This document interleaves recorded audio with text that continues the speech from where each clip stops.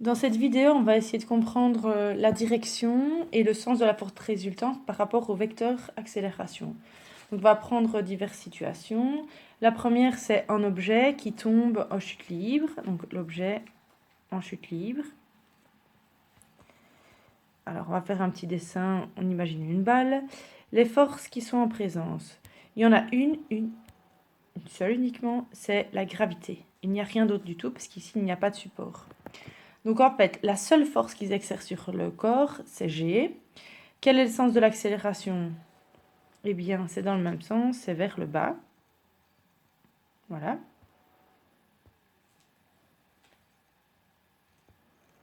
Dans cette première situation, la vitesse, je devrais la noter sur la balle, mais je la mets sur le côté. Dans cette deuxième situation, l'objet est lancé vers le haut.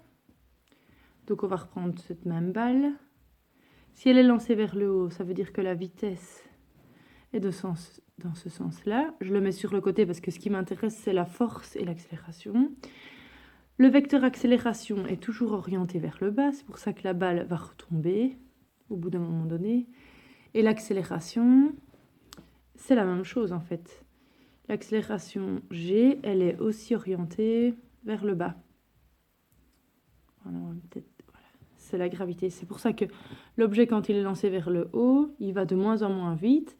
À un moment donné, au sommet de sa trajectoire, sa vitesse est nulle. Et puis il redescend parce qu'il est soumis à la gravité. Dans la troisième situation, un objet est lancé horizontalement. Donc on va regarder la vitesse pour cet objet. Donc vu que le lancer est horizontal, la vitesse au début, elle est comme ceci, horizontale. Et puis il va tomber sur le sol. Donc un instant plus tard, sa vitesse, elle a une direction oblique. L'objet, il est soumis à la gravité, donc la Terre l'attire, la force est orientée vers la Terre, dans ces deux situations-là. Et l'accélération est orientée vers le bas aussi. La conclusion de ceci, c'est que la force externe qui agit sur un corps et l'accélération A qui en résulte ont la même direction et le même sens, puisque c'est cette force qui a permis à l'objet d'être en accélération.